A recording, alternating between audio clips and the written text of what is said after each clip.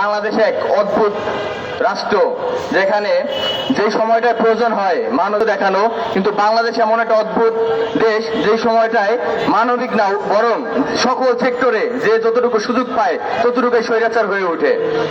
রাষ্ট্র ব্যবস্থা থেকে শুরু করে একজন পানের দোকান নিয়ন্ত্রণ থাকে, ঊর্ধ্বগতি থাকে না, বরং সকল কিছু নিত্য প্রয়োজনীয় দ্রব্যমূল্যের দাম নিয়ন্ত্রণে থাকে এবং সর্বোচ্চ রেগুলার দামের থেকে কম রাখার চেষ্টা করা হয়। কিন্তু বাংলাদেশে বরং রমজান আসলে দেখি সকল কিছু আমাদের নিয়ন্ত্রণের বাইরে চলে যায়।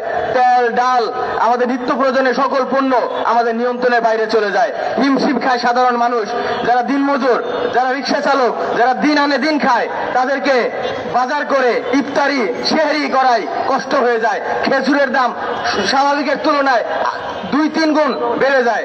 আমরা রাষ্ট্রের কাছে অনুরোধ করব, আমরা জানি গতকাল নতুন একটি সরকার শপথ নিয়েছে, তারা যেভাবে সরকার হয়েছে তাদেরকে আমরা সাধুবাদ জানাই, শুভেচ্ছা জানাই, কিন্তু তাদের কাছে অনুরোধ থাকবে, এই দেশের যে সিন্ডিকেট আছে, বাজার ব্যবস্থার যে সিন্ডিকেট আছে, দ্রব্যমূল্যে যারা সিন্ডিকেট তৈরি করে দ্রব্যমূল্যের দাম লাগামহীন করে ফেলে, তাদেরকে আপনারা কঠোর হস্তে দমন করুন।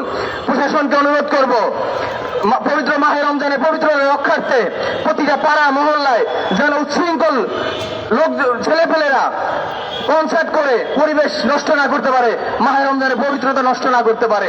আমরা সারাদিন রোজা রাখি, তারাই পড়ি, তার পরবর্তীতে একটু শান্তিতে বিশ্রাম নিতে যায় অনেকে, কিন্তু এদেরকে বক্স বাজিয়ে উচ্চস্বরে গান বাজিয়ে এই পরিবেশ তারা নষ্ট করে এবং সাধারণ মানুষ শান্তিতে ঘুমাতে পর্যন্ত পারে না। তাই প্রশাসনের কাছে অনুরোধ করব এগুলো শক্ত হস্তে দমন করার জন্য, এবং প্রশাসনকে আরো বলবো, যদি আমাদের সহযোগিতা প্রয়োজন হয় আমাদেরকে বলুন, আমরা আপনাদেরকে সহযোগিতা করব।